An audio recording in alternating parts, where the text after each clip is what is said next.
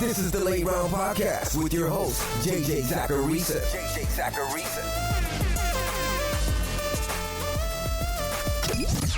What's up, everyone? It's JJ Zacharisa, and this is episode 682 of the Late Round Fantasy Football Podcast, sponsored by FanDuel.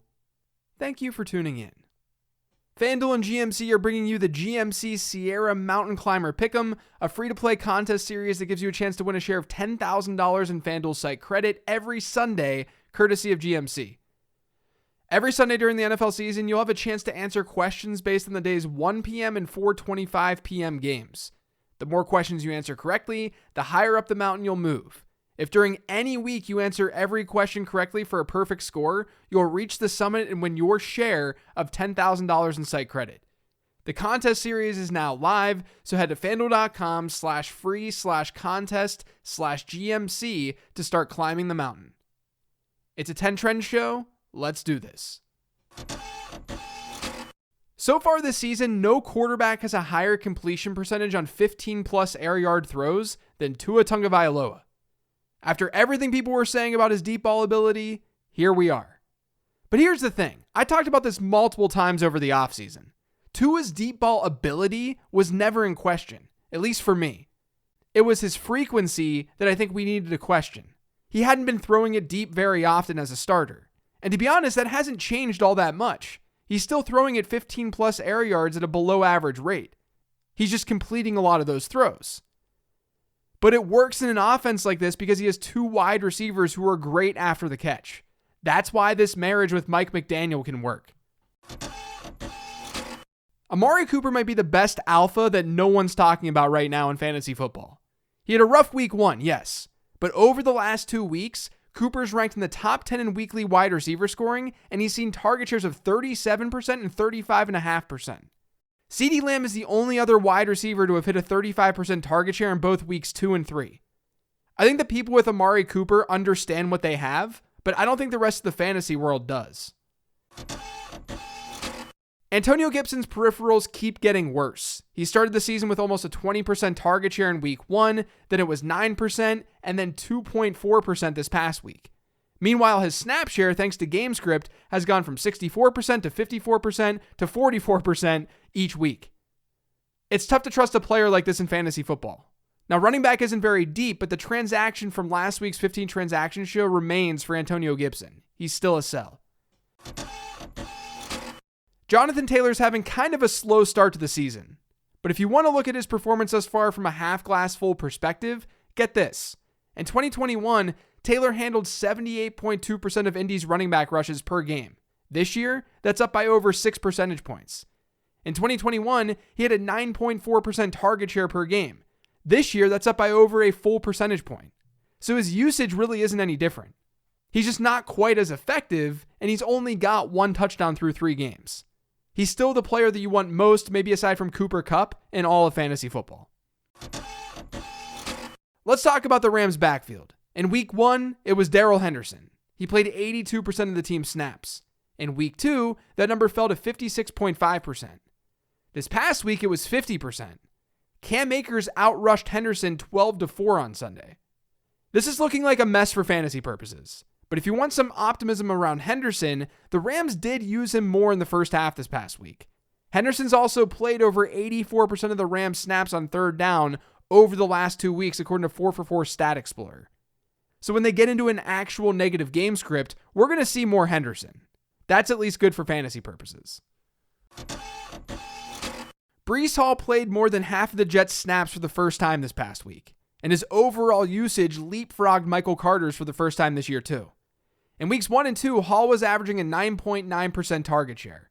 Carter was at 13.7%, and Carter had 17 carries, Hall had 13. In week 3, Carter had 11 carries to Hall's 8, but Hall had 11 targets to Carter's 2. According to PFF, Hall ran 8 more routes than Carter this past week. The week prior, Carter ran 17 more routes. Maybe this is just natural variance. Maybe we're going to see this flip-flop all year. But this could be the start of the Jets using Breece Hall a little bit more. Remember, rookies tend to perform better during the second half of the season. If you have Lamar Jackson in fantasy right now, chances are you're looking pretty good. Sometimes single players can really carry you over small stretches, and that's going on with Lamar Jackson. But I'm not sure people realize how good he's been. He's averaging 34.1 standard fantasy points per game. During his MVP season, the one where he broke fantasy football, that average was 27.7. What he's doing right now is absolutely insane. Of course, he's not going to keep up this pace, but it does seem like Josh Allen, Jalen Hurts, and Lamar Jackson, they're separating themselves from the pack this year. Speaking of Jalen Hurts, over the last 2 weeks, he's targeted Devontae Smith a lot more, thank God. Smith has seen about a 29% target share over the last 2 weeks. He's actually seen more targets than A.J. Brown during this 2-week stretch. It's good news for anyone who invested in those middle round second-year wide receivers this year. Now, if only Elijah Moore could get going. Through 3 games, the Joe Flacco-led Jets have a pass rate of 73.1%. Meanwhile, the Bears have a pass rate of 30.2%. I can't even explain how insane those two numbers are. Well, I guess I can explain it. I'm going to explain it. Both of those numbers are going to regress. Since 2011, the highest pass rate that we've seen from a team was from the 2013 Atlanta Falcons. They won 4 games that year, and they threw it on over 67% of their total pass and rush attempts. So the Jets are well above that. Meanwhile, on the other end, the low is from the 2020 Baltimore Ravens. They had a pass rate of just 42%. So that's way higher than where the Bears are at. This is why looking at target share numbers can be so important. The Jets will probably be more pass heavy than the average team this year because of game script, but they won't be like this. So understanding how that impacts players on the team, that's so important. I like Tyler Conklin, for example.